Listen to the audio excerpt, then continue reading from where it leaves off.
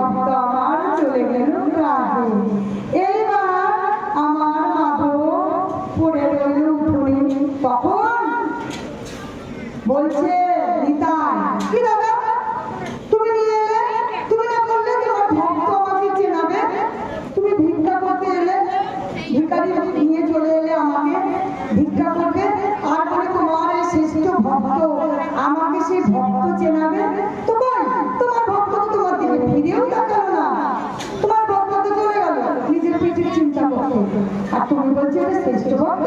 তো তো এখান থেকে তাড়াতাড়ি চলো, আমরা আর ভিক্ষা করবো না, এই বাড়িতে আর আসবো না।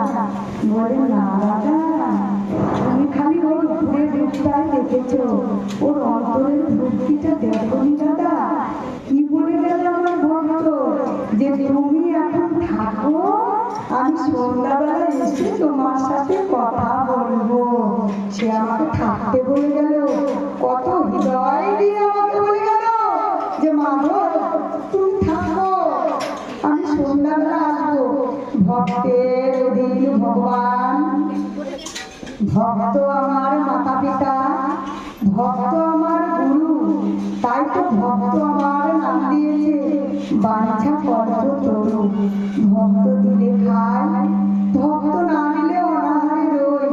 তাহলে আজ আমার ভক্ত আমাকে বলে গেল তুমি থাকো, আমি ভক্তের বাঞ্ছা করে লঙ্ঘন করে এই দ্বার থেকে আমি চলে যাব। দাদা আমার ভক্তকে আসতে দেও।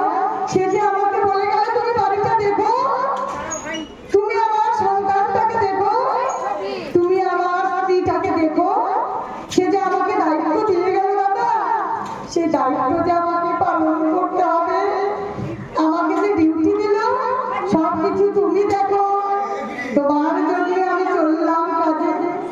ঠিক যখন সন্ধ্যা হইল, দিন শেষে সেই লোক আবার কাজে থেকে ভক্ত বাড়িতে এসে সেই হরিবোল বলতে বলতে ঢুকলো যে গোবিন্দ গোবিন্দ তুমি কেমন আছো? আমি চলে এসেছি, আজকে না আমার খুব আনন্দ। কেন যে আমার এত আনন্দ আমি জানি না মাধব, সারাদিন কাজ করলাম আর তোমার নাম করলাম মুখে মুখে। আজকে আমি এত আনন্দ এত আনন্দ এত আনন্দ আমি তোমাকে বোঝাতে পারবো না মাধব। তুমি কেমন আছো বলো। বলে যে ঘুরিয়ে তাকিয়েছে, অমনি দেখে সেই যে সকালের সেই দুজন বাহু তুলে দাঁড়িয়ে আছে। তখন সেই ভক্ত বলল, আমি যে চটটা লাগিয়েছি তারাও তো বাহু তুলে আছে, আমার আমি নাই যে এসেছে সেও তো বাহু তুলে এসেছে। তখন বলছে তোমরা কে বাবারা?